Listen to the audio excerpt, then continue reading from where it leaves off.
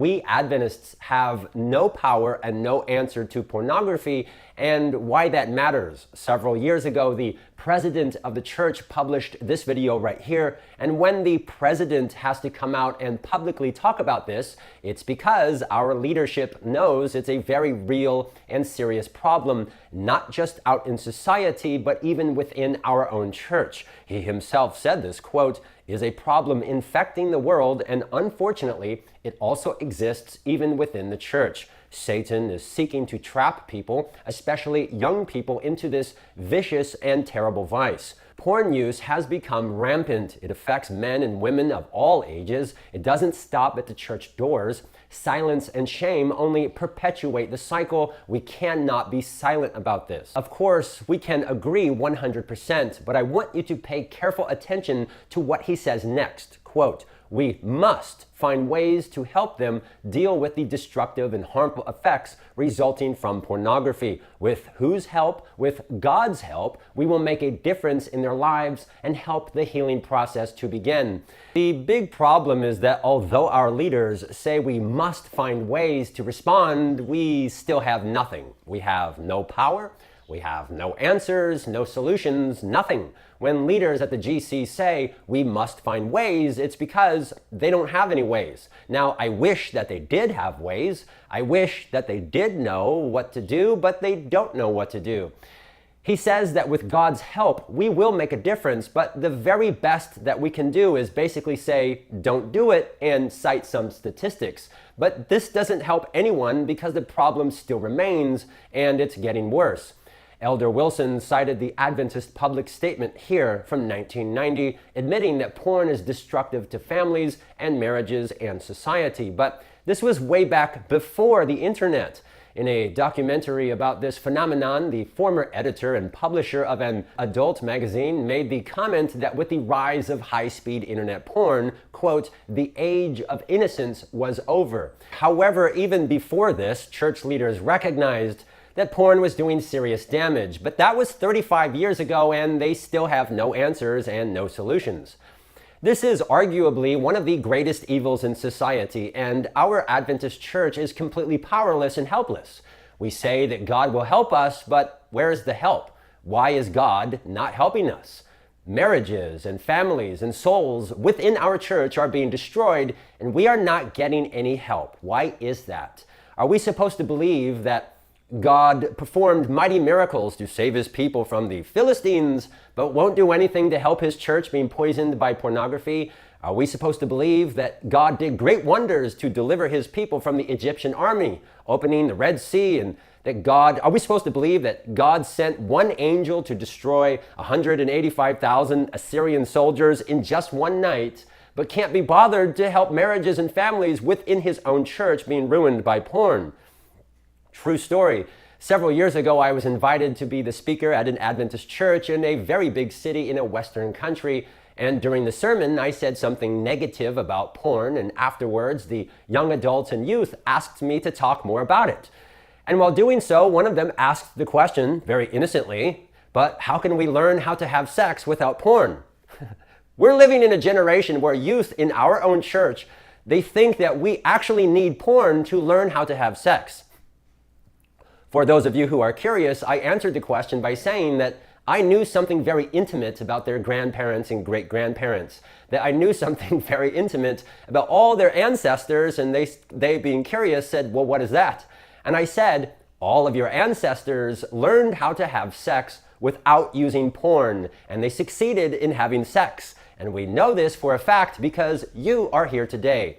If they didn't need it for thousands of years, then you don't need it. The fact, however, that they even ask such a question is disturbing for all sorts of reasons, especially because the porn industry does everything possible to influence its viewers to accept as normal every type of perversion. I personally grew up in the 1980s, early 1990s, so the first time that I saw porn was when I found a Playboy magazine in my dad's garage. I didn't know what it was at first, but when I opened it up and started flipping through the pages, I was like, wow, this is awesome. It was love at first sight, and that's just pictures in a magazine. So I feel sorry. I feel so much pity and sympathy for our youth who are tempted with what's being offered today, something radically different than pictures in a magazine. To everyone watching this video, I want you to observe and notice very carefully that we Adventists have no problem very loudly and publicly calling for alcohol and smoking to be illegal.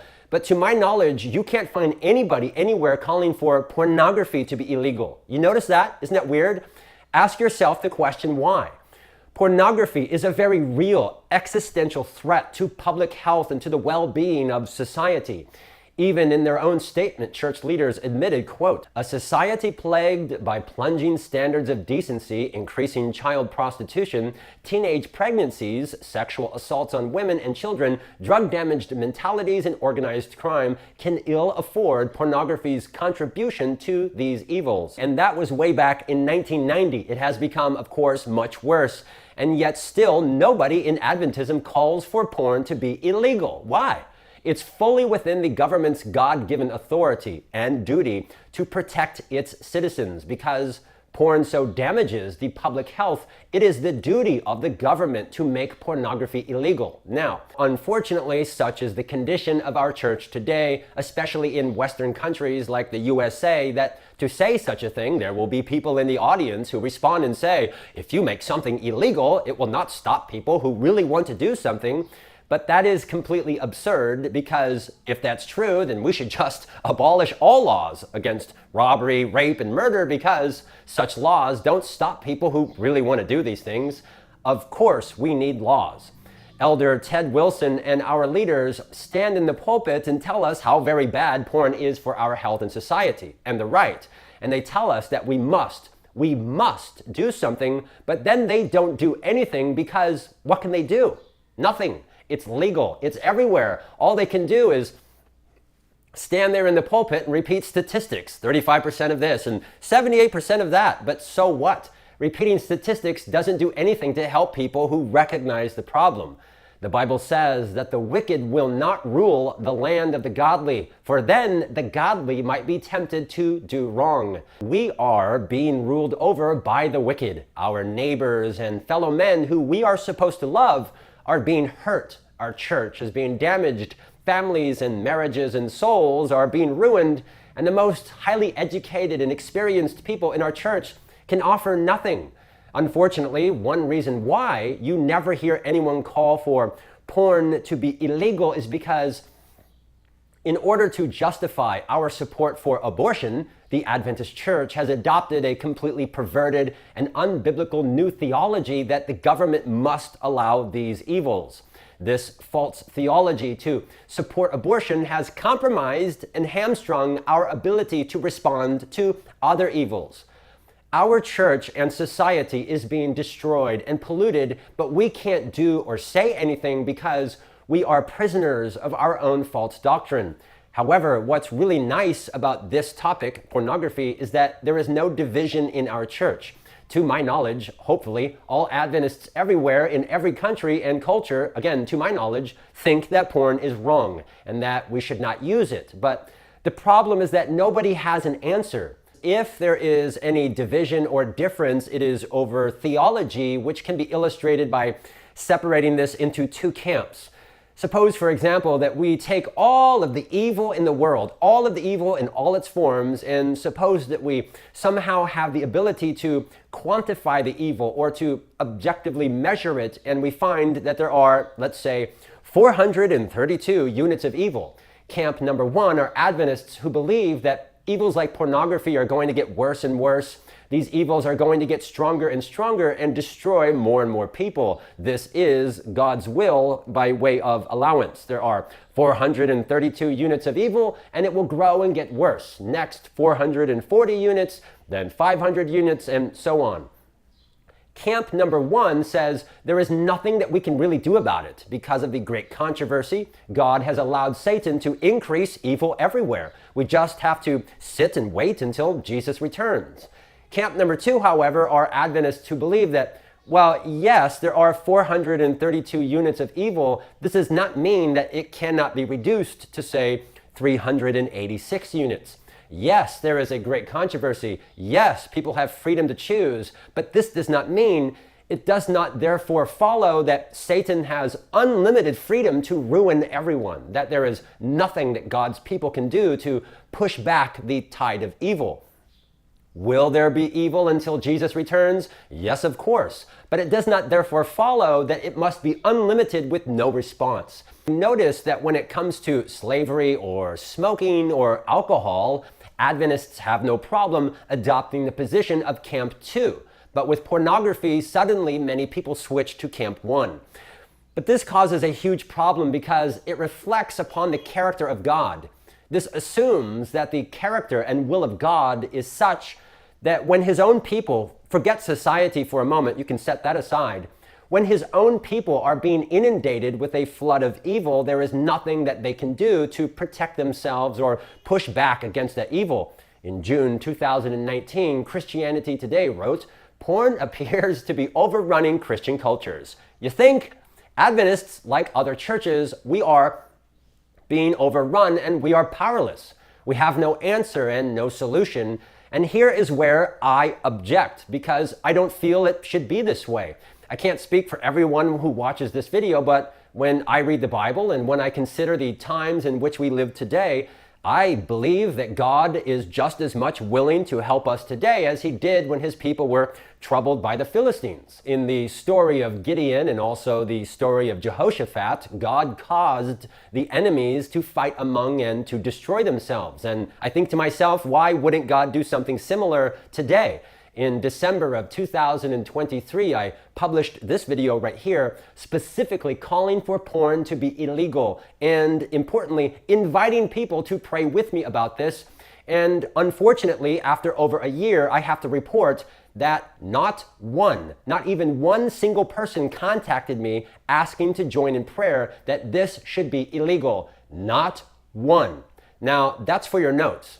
Andrew has 7,000 subscribers, but can't get even one to pray that porn should be illegal. Now, if this is at all representative of the current state of Adventism, this is very disturbing, if not completely hopeless. We have about 23 million members worldwide, and if you can't get anyone to pray that God will intervene, then why should God do anything? We have church leaders who constantly lecture us how bad porn is, and I agree, and that we must do something, but they can't do anything, and the little that can be done, pray that it will be illegal, even that they won't do. They get paid tithe, and they lecture us that we must do something, yet they can't tell us what we're supposed to do. There are 23 million Adventists in the world, and since in many countries there are more women than men, then estimated we have at least 9 to 10 million men. Please tell me that I am not the only man who wants pornography to be illegal. The leaders of the sexual revolution have always understood that if you can expose people, especially if you can expose youth to porn, it will undermine, corrupt, and destroy their faith and desire for interest in the things of God. In the journal Social Forces by Oxford academic, they published research titled "Seeing is Not Believing: How Viewing Pornography Shapes the Religious Lives of Young Americans." Quote, "Fixed effects regression models show that more frequent pornography viewing diminishes religious service attendance, importance of religious faith, prayer frequency, and perceived closeness to God, while increasing religious doubts. The effects of viewing pornography on importance of faith, closeness to God, and religious doubts are stronger for teenagers compared to emerging adults." Now check out this sentence. "Our findings suggest that increasing porn use among younger Americans may not only shape the religious lives of young adults, but may also be a catalyst of rising secularization in the United States more broadly." Now, this raises a very interesting question. Who exactly has been behind the development and spread of pornography? This here is Mike Kulich, who, labeled as a porn mogul, created a porn distribution company before dying in 2016. However, several years before his death, he gave a presentation at a Center for Jewish Culture where he stated, quote, "Jews in the adult industry, there's a lot of them. The adult industry was pretty much founded by the Jews. That the Jews, quote, basically controlled everything in the porn industry. If you search this history online, there are many additional resources and quotes by others saying the same thing, but because a lot of it contains offensive language, I'm not going to read all that. We'll leave it to the journal, the Jewish Quarterly, to summarize the situation, quote, "There's no getting away from the fact that secular Jews have played, and still continue to play, a disproportionate role throughout the adult film industry in America. Jewish involvement in pornography has a long history in the United States, as Jews have helped to transform a fringe subculture into what has become a primary constituent of Americana. Jewish involvement in the X-rated industry can be seen as a proverbial two fingers to the entire white Protestant establishment in America." I'll read that again. To the Protestant establishment in America. Some porn stars viewed themselves as frontline fighters in the spiritual battle between Christian America and secular humanism. Jewish involvement in porn, by this argument, is the result of an atavistic hatred of Christian authority. They are trying to, read this with me, weaken the dominant culture in America by moral subversion. Pornography thus becomes a way of defiling Christian culture, and as it penetrates to the very heart of the American mainstream and is no doubt consumed by those very same white Protestants, its subversive character becomes more charged. The leaders of the sexual revolution have always understood that porn is not simply some offensive literature to encourage lust. It is a weapon used to attack and degrade Christian cultures and their political influence. Porn is a weapon of war. E. Michael Jones goes into this in more detail in his book Libido Dominante, Sexual Revolution and Political Control. The reason is because pornography makes men morally weak. It makes them docile and compromised and confused and unproductive.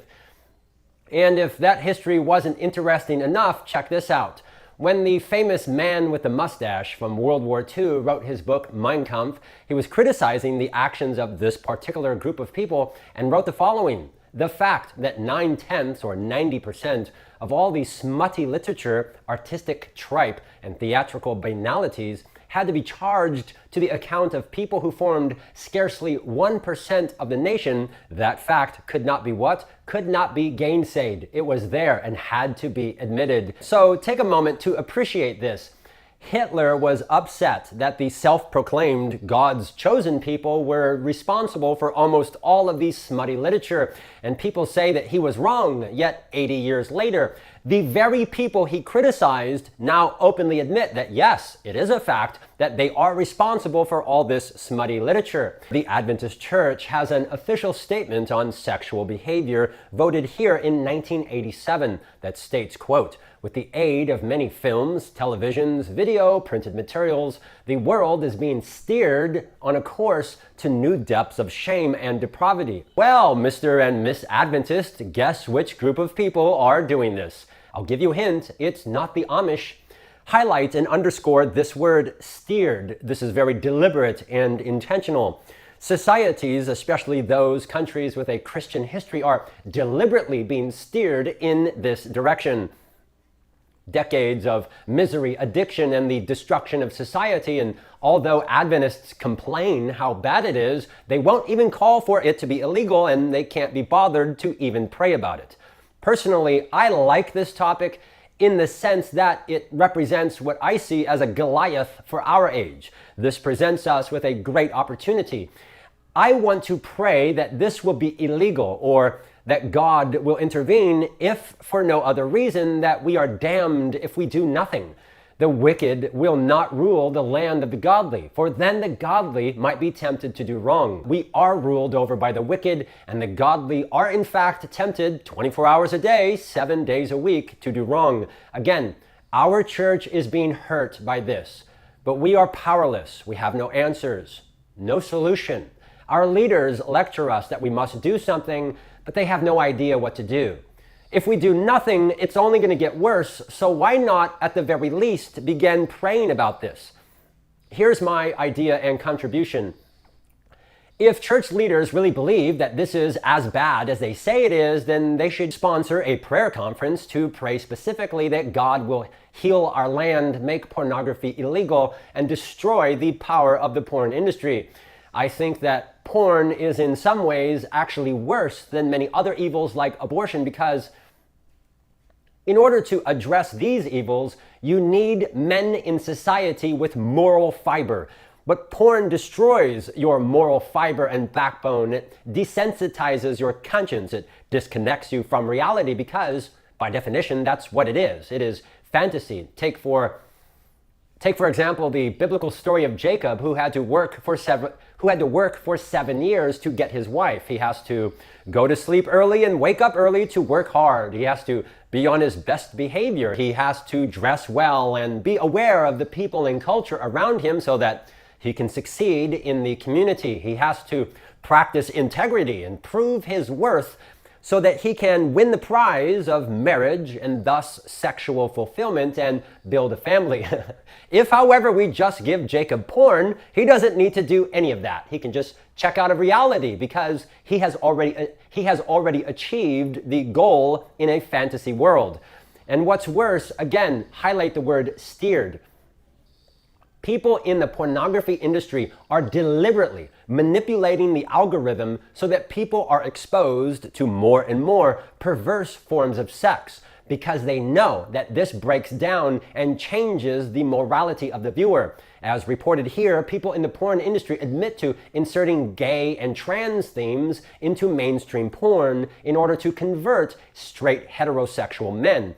In other words, they know full well that exposure to porn makes you more accepting of homosexuality and other perversions. This should be no surprise because in a 2012 review of research data, quote, statistical tests confirmed that porn use is a very significant predictor of men's support for same-sex marriage, even after controlling for other obvious factors that might influence one's perspective. Or another study here, quote, pornography consumption did prospectively predict support for same-sex marriage. In other words, porn makes your mind gay. It breaks down and shatters any concept of sexual morality, marriage, and the appropriate relationships between genders, etc. And the special group of people who have pushed pornography, especially in countries with a Christian history, they know this very, very well. Porn has become arguably one of the most, if not the most effective weapon against Christianity. I am personally convinced that the number one best contribution that our Adventist church can make is to sponsor a conference and get men together who will pray and who will beg for the mercy of God to intervene and do something about this great evil. We are powerless. We are helpless. We are being hurt. Society is being hurt, and there's nothing that we can do to compete with this great evil. So why not try the only option that's available to us? Anyways, that's it for today. I'll finish with a funny comment I saw online, quote, porn has several effects like memory loss and others that I can't remember. Thanks for watching.